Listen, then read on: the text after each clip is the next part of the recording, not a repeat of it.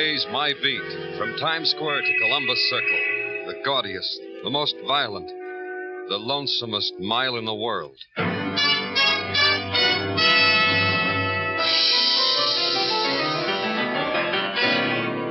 Broadway's My Beat, the thrilling drama of murder and mystery and the people who walk the Great White Way, with Larry Thor as Detective Danny Clover.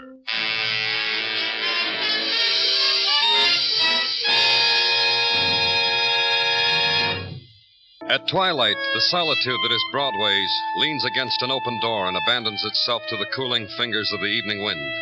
And in that moment, in the scalpel light of dusk, Broadway stands revealed. The languid preening, the slow smoothing away of the day's wrinkles, the invitation, not whispered, not spoken. At headquarters, the image blurs because a slip of paper has been laid on your desk. And this is how violent death announces itself. In the barrio, it says, in Spanish Harlem, a man knifed. And through the window, you can see Broadway smile. In the barrio, death is no stranger. It calls often. But this time it danced a variation. It chose to perform in a storefront, in a place of worship. There are many such in the barrio. The rented store, the rented wooden chairs, the bare platform draped in black banners, lighted with candles of many colors. And this is the altar. Here women in black mantillas kneel with their men in supplication. And the music of their prayer, primitive. But now it's a lament for the man lying dead in their midst. They kneel in a circle about him, and the light of the candles caresses his face. A man leans against the wall watching them. It's a man you know, Johnny Perrotta, detective on the barrio beat. He sees you, walks over to you, speaks gently, quietly. This is a new kind for you, isn't it, Danny? Yeah. Yeah. This is how it goes here in the barrio. You grub, you pray, you die. The dead man. Know him? No, I do. Before that, he was just another face you said Buenos Dias to. Now there's a knife in his back that makes me know him better. Who was he? Amelia Ramirez, a kid, lived in a tenement on 99th. Well, here's the address. I found it in his wallet. Yeah. How? These people tell me they were having their evening prayer, like Vespers. Emilio staggered in from the street, cried out for his mother, and died. Any ideas? A few, maybe. Some leads, maybe. You'll work this with me, huh, Johnny? Sure, but maybe it'd be better if I took it alone for a while. They know me up here, Danny. I grew up in this. Maybe if you... Yeah, it's okay. You go ahead. Thanks. I'll keep in touch. If I get anything, I'll get you right away. Good. These people... You'll have a hard time getting anything out of them, Danny. Who kills, who murders, it's a secret they keep to themselves for their own.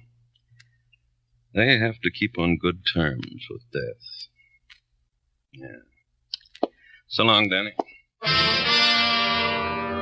After Johnny Perrotta left, there was nothing to do but wait. Wait and watch the small island of light in the room define itself against the darkness bleeding in from the streets. Then the siren and the men from police headquarters, whose job it was to measure time and method of death. And later, the two men with the basket. They were skilled workers. They didn't need me.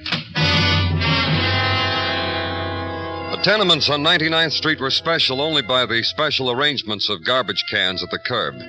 But the dogs that sniffed at them had the universal quality of hunger, red-eyed and ribbed. They moved slowly.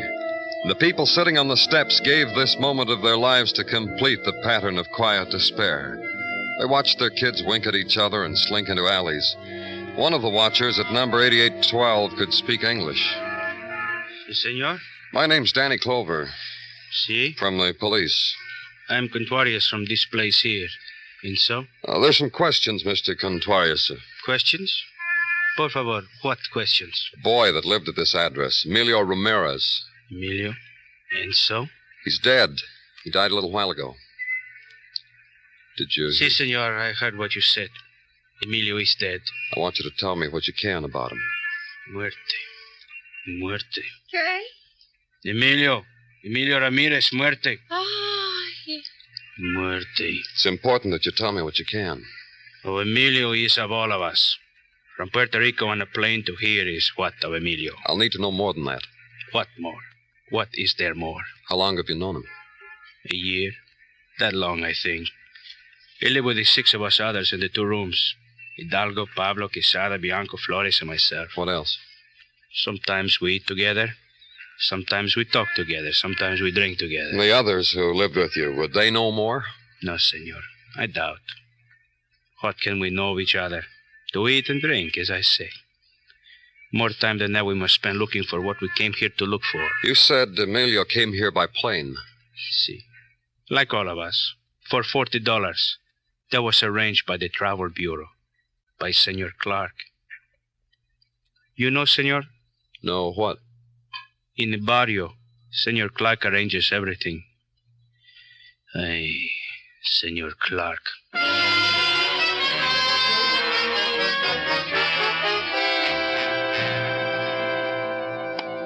Understand what I'm saying to you, Martinez? See. I don't think so, but you will soon enough. It's a job, busboy, dishwasher, whatever they tell you to do. Take this slip of paper. Don't lose it. I've written my name on it. That's all you'll need. Sí, senor. Comprendo. Nothing else, Martinez? Gracias. Gracias, Senor Clark. Muchas gracias. Sometimes they forget. A little thing like a thank you. Now you're next. I'm from the police. Oh. Why do you police come to me so often? Maybe because you arrange things. Remember? Look around you. Look at them sitting there, silent, waiting for a job, for a letter from home, for something they can't even express. I'd be less than nothing if I didn't do what I could for them, wouldn't I, Mr. Your name? Clover. Wouldn't I, Mr. Clover? You do well. Travel Bureau, job placement. What else? Everything. They pay me to fly them up from Puerto Rico.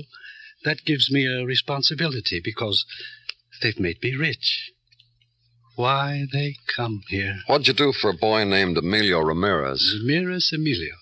I'll have to look it up. There are so many. Look it up. Of course. Here we are. Seems I did a good deal. Like what? My agents arranged his passage in Puerto Rico. When he arrived, I found him a place to live. In 2 weeks, he came to be hungry. I arranged a place for him on the relief roads. It's all down here on the file, Mr. Clover. You didn't get him a job? I'm afraid Emilio wasn't fitted for much. Not in our civilization. But I found a place for him. Where? The Casa of Lady Luck. The gambling joint? Oh, you could call it that, in a sense.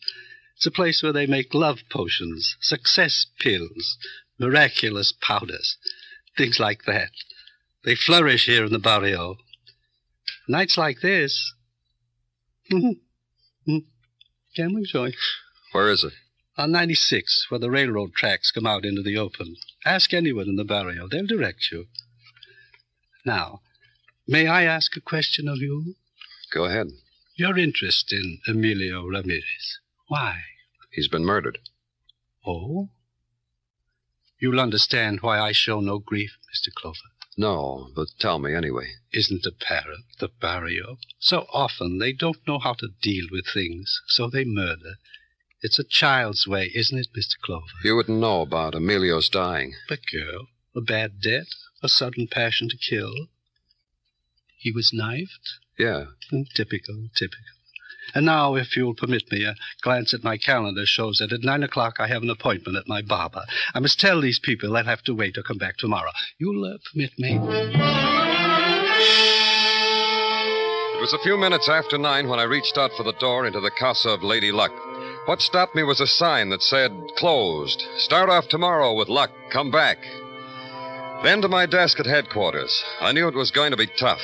Puerto Ricans, citizens, but a strange people with a strange tongue, shy and afraid of authority. With silence their only defense against the disappointments of having paid $40 for a new life. Johnny Perrotta said it. The sudden death among them was something they wanted to own themselves. As a policeman, I was an intruder. Or as Sergeant Tartaglia broke it to me. You're a stranger here, Danny. I am? Yeah, I know. I got the reports, but you could have called in. Can we go out for supper now? What did the reports say? Nothing. The reports were blank sheets of paper.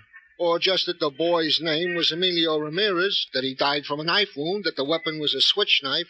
You know, press a button, blade comes out. Follow up?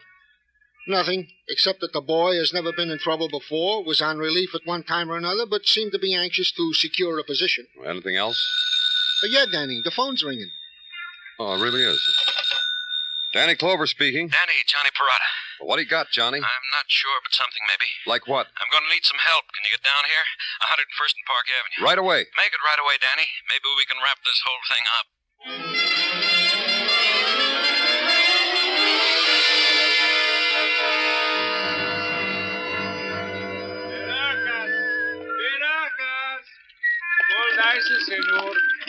No, thank you. Sí.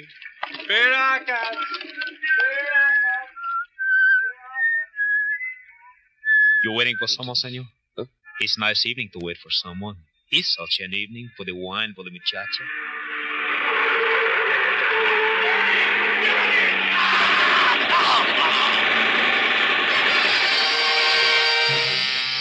It took time to piece it all together. The turn of the head from the man leering over my shoulder, the sudden, swift cry of terror, and the body flung from the car, the darts of flame from the machine gun thrust out of the car's window at the huddled shape. I ran over to him, to Johnny Perrotta. The bullets had torn a frantic design in his body, left it lifeless. When I looked up, the people, the sounds had fled. There was only the emptiness, silence, the street of the barrio. The street of the long darkness.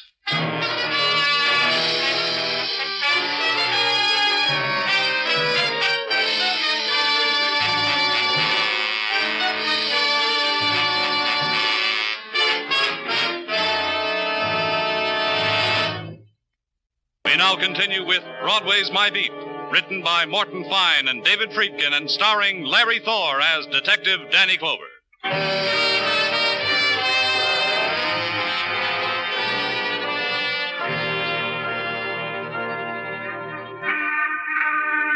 In the heat of July, Broadway is a shimmering mirage.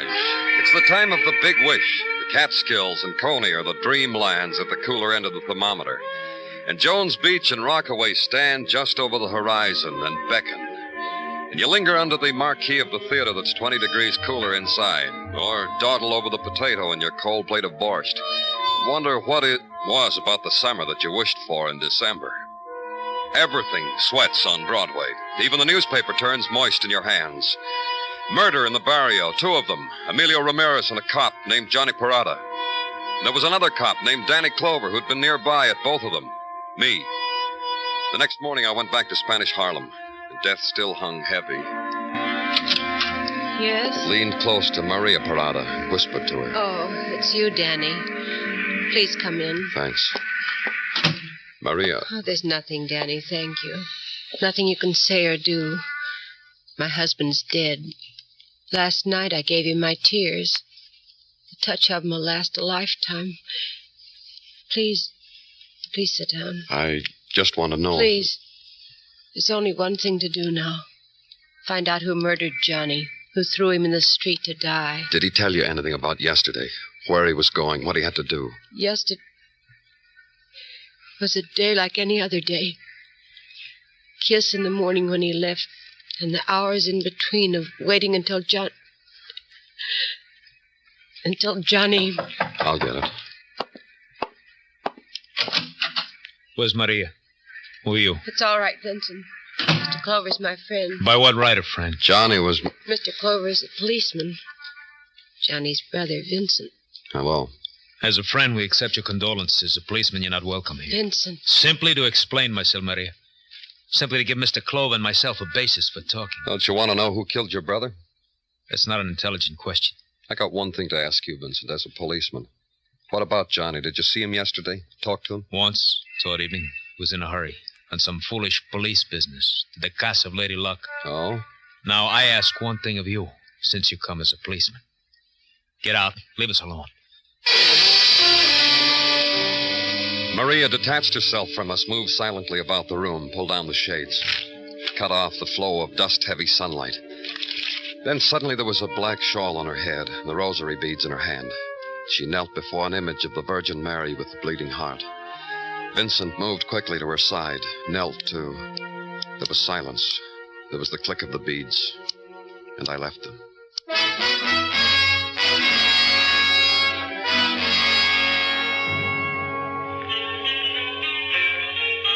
It had been closed the night before. Now a loudspeaker hung over its doorway, beating out the violent promise, the fury dreams for sale to the people of the barrio. Casa of Lady Luck, the guilt-splattered sign said. Love, success, power, all yours, it said. Consult Madame Lou Lama. The wallpaper, hanging in strips on the walls of the Casa of Lady Luck, was pinned back of photographs of lady movie stars. On the counter were bottles and vials and paper boxes labeled with their mysterious potency and the price for each. And reigning over all of it was Madame Lou Lama, blonde hair in curlers and smoking a cigar. Go ahead, chum. Look around for yourself. I'm sure there'll be something even you ought to have. I don't think so. None of us is complete, chum. None of us has got every little thing that's going to make us happy, so go ahead and look around. In this mess, there's a powder just for you. I'm from the police. Yeah? Well, you'll need something special. Hey, Tomas! Tomas! Si. Bring in a bottle of that stuff we got in this morning. We got ourselves a policeman. Told you not to bother. No bother, honey. Tomas likes doing little things for me. Don't you, Tomas? Si. Thanks, Tomas. You're a good man. Here you are, chum. Now, with this little You powder... had another boy working for you, Emilio Ramirez.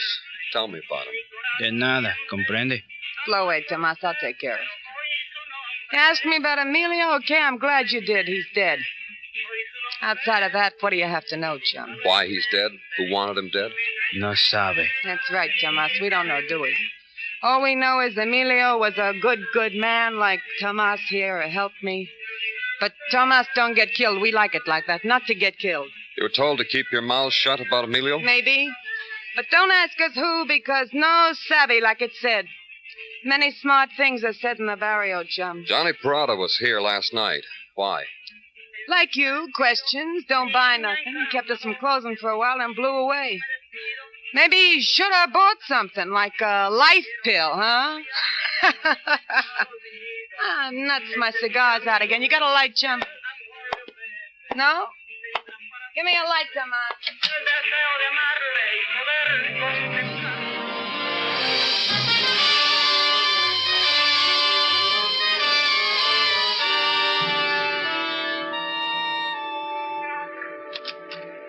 Hi, Danny.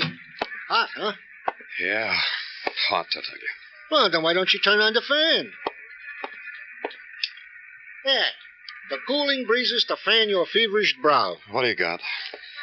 These, Danny. The paraphernalia from Johnny Perrotta's effects. Maybe you can break through the heat and glom onto something from them. Well, let's see.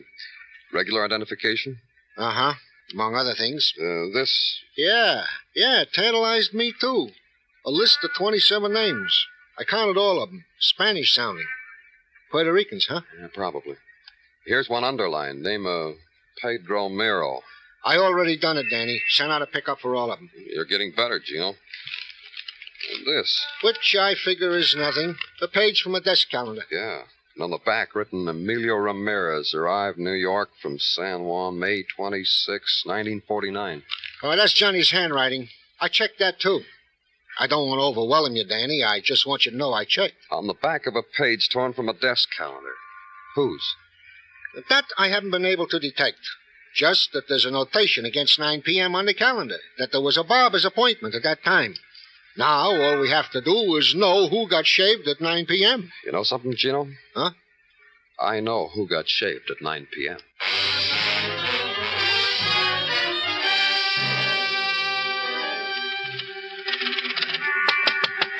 Open up. Open up.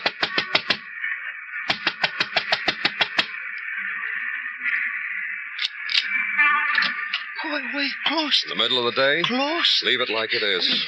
Open. Where's Roy Clark? Not again. Close. Roy Clark, you work for him? Work?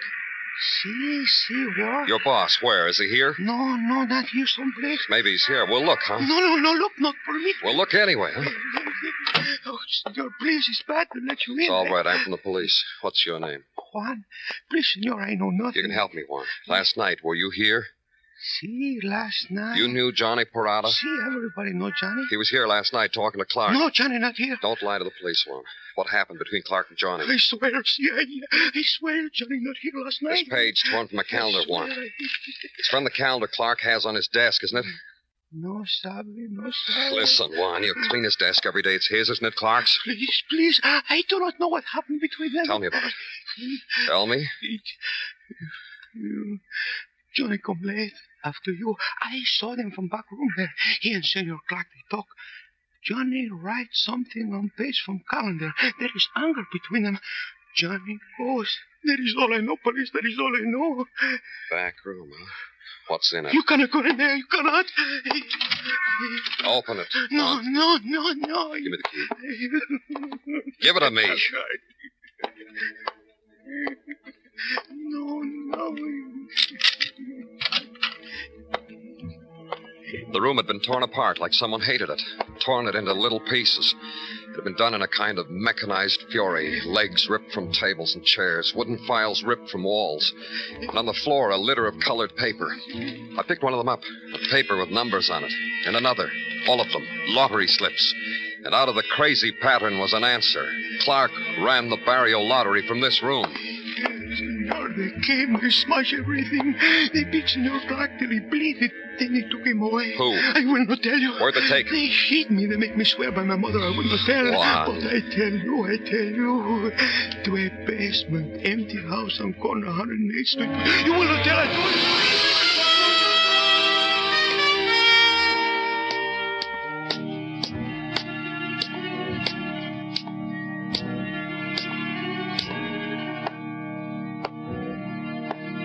Fold your hands behind your neck, Mr. Clover. Do it. By authority, this knife at your back. I made a big mistake, Vincent. I didn't figure you killed your brother. Walk through the door. One of our lookouts saw you approach. Open the door. Down those steps.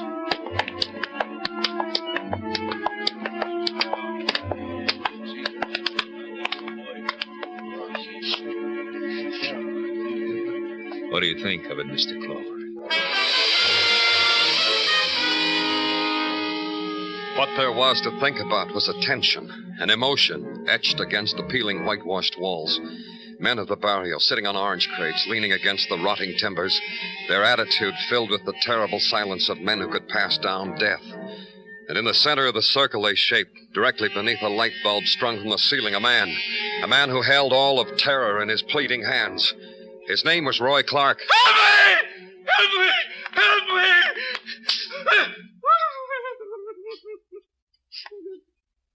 You know what this is, Mr. Clover? Yeah, a kangaroo court. Precisely. Now you'll understand why I didn't want a policeman to bother Maria. We handle such matters in our own way. There have been enough killings, Vincent. Just one more. We can hold you for murder. I know. You're a policeman. You have a gun. Get me out of here. You make a move, Mr. Clover, this knife will find your heart. You're crazy. You don't know what you're doing. We know. Putting a man on trial. Miro, come here. Take my knife, Miro. Hold it on Mr. Clover. If he moves... You people, I've helped you. I'm your friend. Weep, Senor Clark. Weep the tears you never shed for Emilio and for my brother. Listen to me. We've listened. We own our lives here in the barrio, our jobs, our marriages, our pleasures. It gives you no right to own our dying. You're wrong. I was Johnny's friend. Emilio's, Vince, too. Vince, it's wrong to do it like this. If you make a move, then Miro will kill you. Miro, you won a great deal of money in the lottery. See? You never got it. Let me explain how Silence! Emilio was your runner, so you killed him, so no money would have to be paid out, so the winner of the lottery would never know from whom to collect. No, it wasn't... And Johnny Perrotta, my brother, murdered him because he knew of this. Friends! Muerte.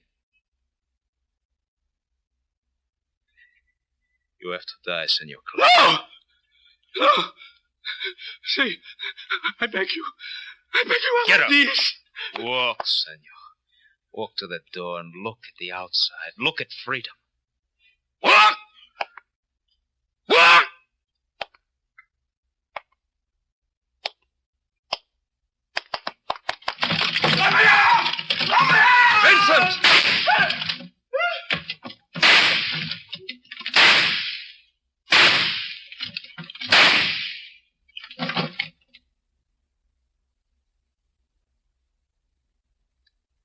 There's no need for that, Vincent. Johnny's gun, Mr. Clover. You may take it. Clark would have died anyhow. The law would have seen to it. Perhaps. I took no chances. Now I'll go with you, Mr. Clover.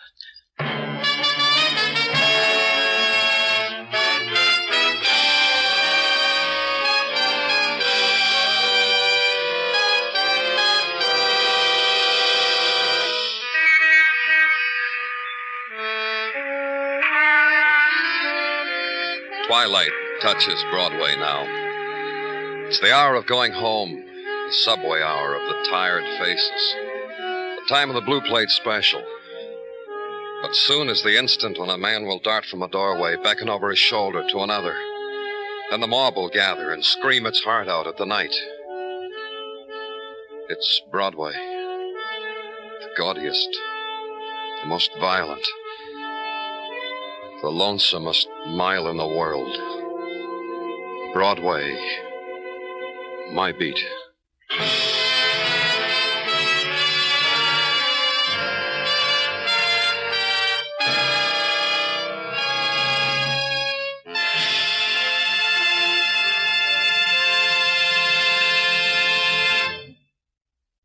We invite you to join us next week at the same time when Detective Danny Clover returns again with Broadway's My Beat.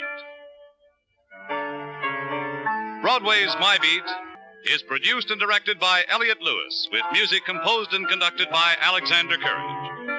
The program is written by Morton Fine and David Friedkin and stars Larry Thor as Detective Danny Clover with Charles Calvert as Tartaglia. Included in tonight's cast were Sarah Selby, Francis Cheney, Lou Merrill, Jack Crucian, Herb Butterfield, and Anthony Barrett.